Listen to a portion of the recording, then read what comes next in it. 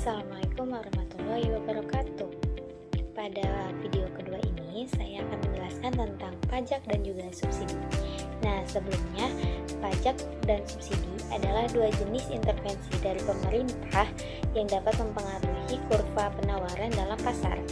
Nah, pajak ini dapat meningkatkan biaya produsen, sedangkan subsidi dapat mengurangi biaya produsen.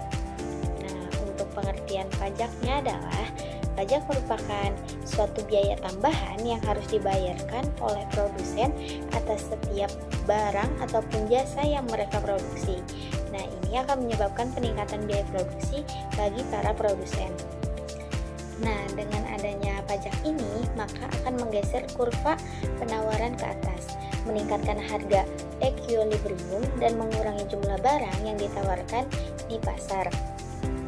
Nah, hal ini disebabkan oleh fakta bahwa setiap produsen harus meningkatkan harga jual produk untuk menutupi pajak yang mereka bayar. Kemudian, pengertian selanjutnya adalah subsidi. Nah, subsidi merupakan dukungan finansial yang diberikan oleh pemerintah kepada produsen untuk mengurangi biaya produksi mereka.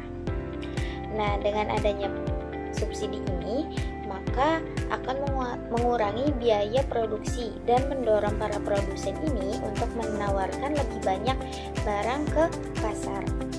Nah, dengan adanya subsidi ini, maka subsidi akan menggeser kurva penawaran ke bawah sehingga menurunkan harga equilibrium dan meningkatkan jumlah barang yang akan ditawarkan. Nah, dengan adanya subsidi, maka kurva penawaran akan bergeser ke bawah sejauh jumlah subsidi per unit itu. Ini menyebabkan keseimbangan harga dan jumlah yang berubah. Dengan harga turun dan jumlah yang ditawarkan, maka akan meningkat. Nah, pajak dan subsidi ini memiliki pengaruh yang signifikan pada dinamika pasar, karena pajak cenderung meningkatkan harga dan mengurangi jumlah yang ditawarkan, sedangkan subsidi cenderung menurunkan harga namun meningkatkan jumlah yang ditawarkan.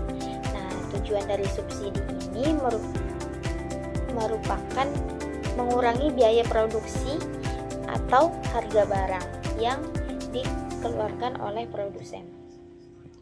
Nah, subsidi ini berpengaruh terhadap keseimbangan permintaan dan juga penawaran. Subsidi terhadap keseimbangan permintaan dan juga penawaran itu dapat bervariasi tergantung pada siapa subsidi itu diberikan, entah kepada konsumen ataupun kepada produsen, kemudian seberapa besar subsidi itu diberikan. Nah, yang pertama ada subsidi kepada konsumen. Ketika pemerintah memberikan subsidi kepada konsumen, harga yang dibayar konsumen akan menjadi lebih rendah. Hal ini meningkatkan jumlah yang diminta atau QD karena harga lebih terjangkau.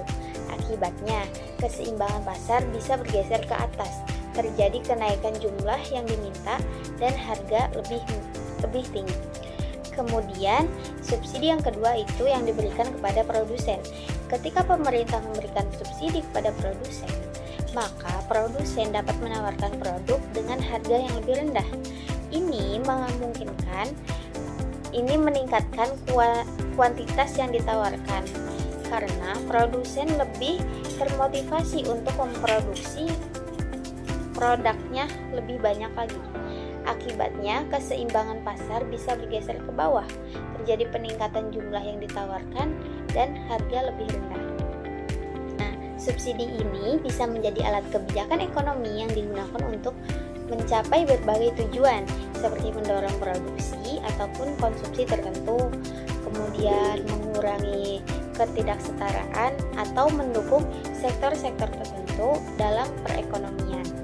Nah, di sini terdapat contoh subsidi dalam keseimbangan pasar, yang dimana QD sama dengan 120 kurangi 2P, QS 40 ditambah 3P. Nah, kemudian pemerintah memberikan subsidi kepada produsen sebanyak $5 setiap unit barang yang diproduksi. Maka kuantiti setelah subsidi sama dengan 40 ditambah 3 P plus S.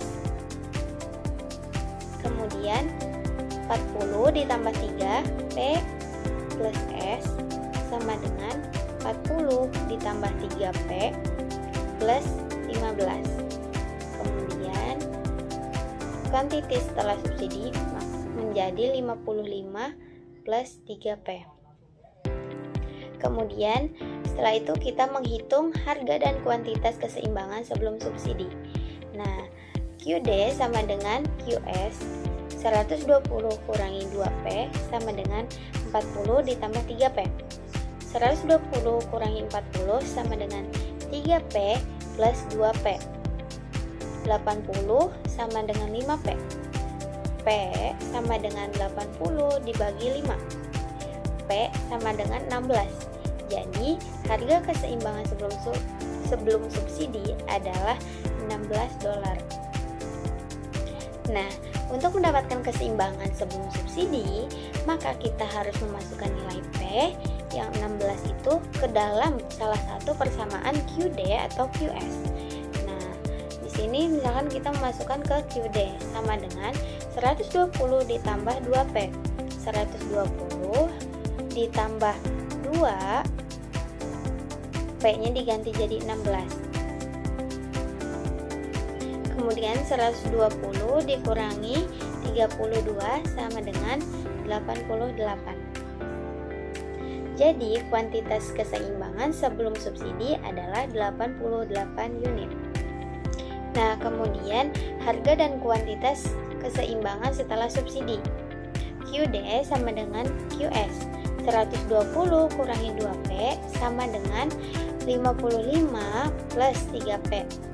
125 kurangi 55 sama dengan 3P plus 2P, 65 sama dengan 5P. P 65 dibagi 5. P sama dengan 13. Jadi harga keseimbangan setelah subsidi adalah $13. Nah, maka untuk mendapatkan keseimbangan setelah subsidi, maka kita harus memasukkan nilai dolar tersebut ke dalam salah satu persamaan QD atau QSS setelah subsidi. Nah, misalkan kita memasukkan ke QD sama dengan 120 kurangi 2P.